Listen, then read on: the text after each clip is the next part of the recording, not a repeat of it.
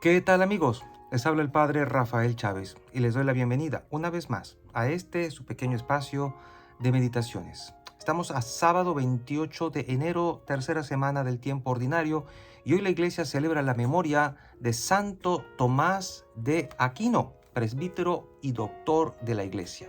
En el nombre del Padre, del Hijo y del Espíritu Santo. Amén.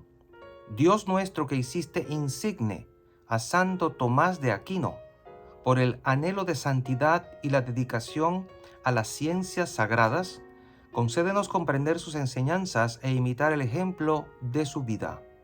Por nuestro Señor Jesucristo, tu Hijo, que vive y reina contigo en la unidad del Espíritu Santo, y es Dios, por los siglos de los siglos. Amén. Es bueno conocer un poquito más acerca de Tomás de Aquino, este gran hombre que le ha dado tanto a la iglesia. Tomás de Aquino fue un presbítero y fraile, teólogo y filósofo católico perteneciente a la Orden de los Predicadores. Es considerado principalmente representante de la enseñanza escolástica y una de las mayores figuras de la teología sistemática. En materia de metafísica, su obra representa una de las fuentes más citadas del siglo XIII, además de ser punto de referencia de las escuelas del pensamiento tomista y neotomista. La Iglesia lo nombra doctor angélico, doctor común, doctor de la humanidad, y considera su obra fundamental para los estudios de filosofía y teología. Fue el principal defensor clásico de la teología natural. Sus comentarios sobre las obras de Aristóteles lo lanzaron a la popularidad. La recepción de su obra favoreció la compatibilidad entre el pensamiento aristotélico y la fe católica. Asimismo, recibió influencias del platonismo de Agustín de Hipona, del aristotelismo de Averroes y Maimónides, a quien tomaba como autoridades. Sus obras más conocidas son la Suma Teológica, un compendio de la doctrina católica en la cual trata 495 cuestiones divididas en artículos.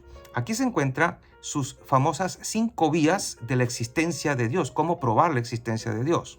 Y la Suma contra Gentiles, compendio de apología filosófica de la fe católica que consta de 410 capítulos agrupados en 4 libros, redactado a petición de Raimundo de Peñafort. A Tomás se le debe el rescate y la reinterpretación de la metafísica y una obra de teología monumental, así como una teoría del derecho que sería muy consultada posteriormente. Fue canonizado en 1323 y declarado doctor de la Iglesia en 1567, santo patrón de las universidades y centros de estudio católicos en 1880. Su festividad se celebra un día como hoy, 28 de enero. Y en palabras del filósofo inglés Anthony Kenny, Santo Tomás de Aquino es considerado uno de los más grandes filósofos del mundo occidental. Digamos que cualquier católico, cualquier sacerdote tiene que conocer al menos una parte del pensamiento de Santo Tomás en su vida. Así que entremos ya a la liturgia de la palabra de este día, comenzando por el libro de la carta a los Hebreos, capítulo 11, versículos del 1 al 2 y del 8 al 19. Hermanos, la fe es la forma de poseer ya desde ahora lo que se espera y de conocer las realidades que no se ven. Por ella fueron alabados nuestros padres. Por su fe, Abraham, obediente al llamado de Dios y sin saber a dónde iba, partió hacia la tierra que habría de recibir como herencia. Por la fe, vivió como extranjero en la tierra prometida, en tiendas de campaña, como Isaac y Jacob, herederos de la misma promesa, después de él, porque ellos esperaban la ciudad de sólidos cimientos, cuyo arquitecto y constructor es Dios. Por su fe, Sara, aun siendo estéril y a pesar de su avanzada edad, pudo concebir un hijo, porque creyó que Dios habría de ser fiel a la promesa. Y así, de un solo hombre ya anciano, nació una descendencia numerosa como las estrellas del cielo e incontable como las arenas del mar. Todos ellos murieron firmes en la fe. No alcanzaron los bienes prometidos, pero los vieron y los saludaron con gozo desde lejos. Ellos reconocieron que eran extraños y peregrinos en la tierra. Quienes hablan así dan a entender claramente que van en busca de una patria, pues si hubieran añorado la patria de donde habían salido, habrían estado a tiempo de volver a ella todavía. Pero ellos ansiaban una patria mejor, la del cielo. Por eso Dios no se avergüenza de ser llamado su Dios, pues les tenía preparada una ciudad.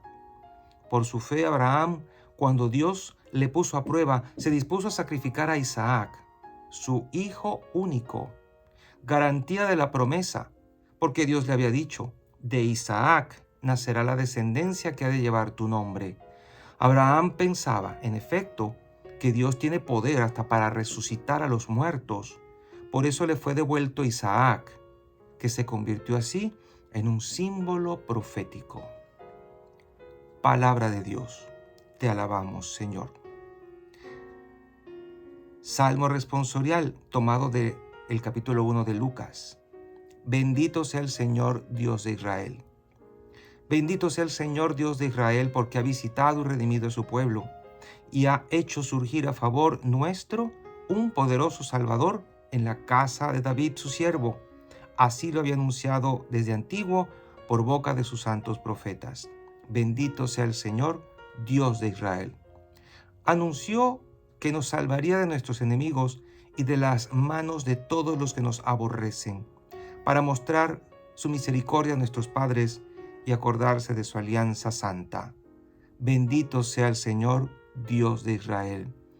El Señor juró a nuestro padre Abraham que nos libraría del poder de nuestro enemigo, para que pudiéramos servirlo sin temor, con santidad y justicia, todos los días de nuestra vida. Bendito sea el Señor, Dios de Israel. Y el Evangelio de hoy está tomado de Marcos, capítulo 4, versículos del 35 al 41. Un día, al atardecer, Jesús dijo a sus discípulos, «Vamos a la otra orilla del lago». Entonces los discípulos despidieron a la gente y condujeron a Jesús en la misma barca en que estaba. Iban además otras barcas. De pronto se desató un fuerte viento y las olas se estrellaban contra la barca y la iban llenando de agua. Jesús dormía en la popa, reclinado sobre un cojín. Lo despertaron y le dijeron, «Maestro, ¿no te importa que nos hundamos?». Él se despertó, reprendió al viento y dijo al mar, «Cállate, enmudece». Entonces el viento cesó y sobrevino una gran calma. Jesús les dijo, «¿Por qué tenían tanto miedo? ¿Aún no tienen fe?». Todos se quedaron espantados y se decían unos a otros, «¿Quién es este, a quien hasta el viento y el mar obedecen?». Palabra del Señor. Gloria a ti, Señor Jesús. ¿Quién es este que hasta el viento y el mar obedecen? Pero los hombres no. Los seres humanos, hombres y mujeres de esta época, pareciera están signados por la desobediencia y la rebeldía. Mas, sin embargo, los objetos inanimados, las obras de la creación, aún obedecen a su Señor.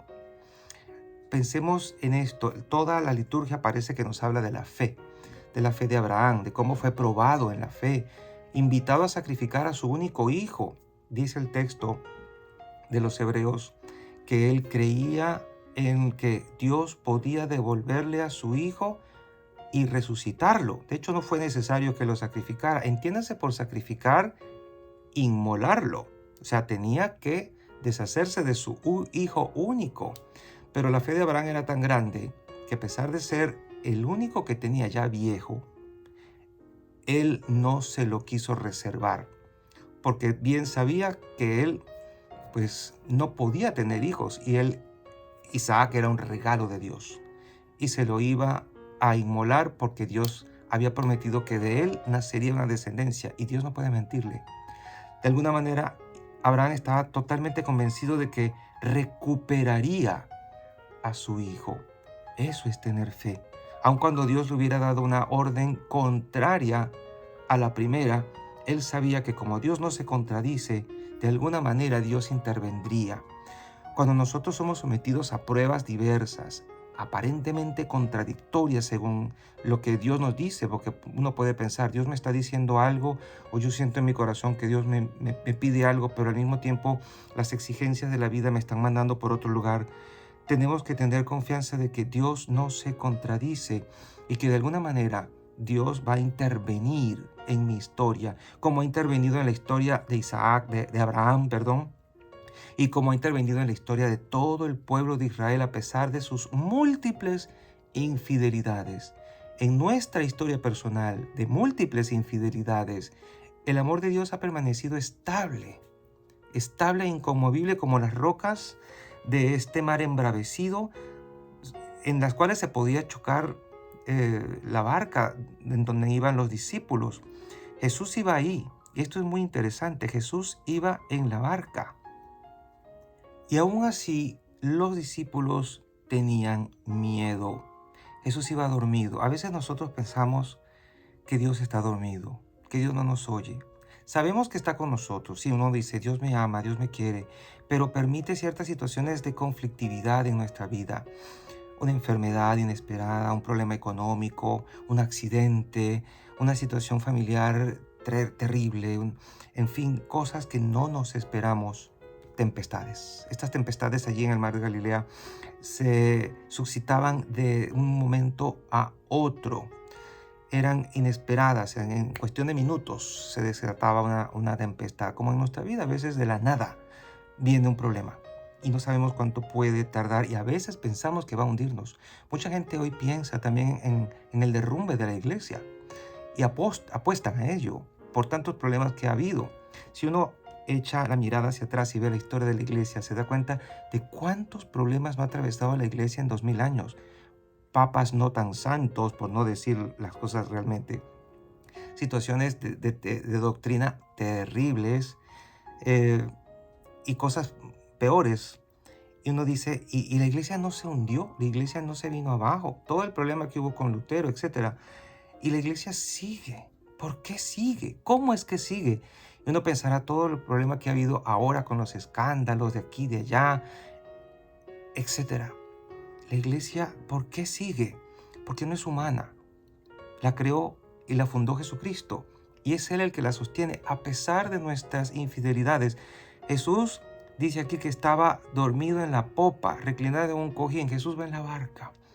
Y a pesar de la tempestad y el miedo de los apóstoles, Jesús está allí. Es interesante ver cómo lo despiertan con miedo. No te importa que nos hundamos. Mucha gente dirá hoy, señores, que no te importa que tu iglesia sea tratada de esta manera. Están matando curas en otros lados y pasa esto y pasa aquello. No te importa que nos hundamos. El Señor simplemente se despierta porque era humano. Es humano también. Y dice que reprendió el viento y el mar. El Señor cuenta también con nuestra intercesión. Cuenta con que nos levantemos y oremos y le digamos, Señor, acuérdate. El Señor cuenta también con esa parte, la parte nuestra, la intercesión, la oración, para que Él actúe. Él no quiere cristianos dormidos, adormilados, atontados y timoratos, sino cristianos en acción de intercesión y dispuestos a hacer lo que nos toque hacer para poner las cosas en su lugar, para que venga la calma, para que venga la paz, para que la iglesia llegue a la otra orilla. Y la bendición de Dios Todopoderoso, Padre, Hijo y Espíritu Santo, descienda sobre cada uno de ustedes y les acompañe siempre. Y seguiremos en contacto, si Dios lo permite, a través de este canal. Chao, chao.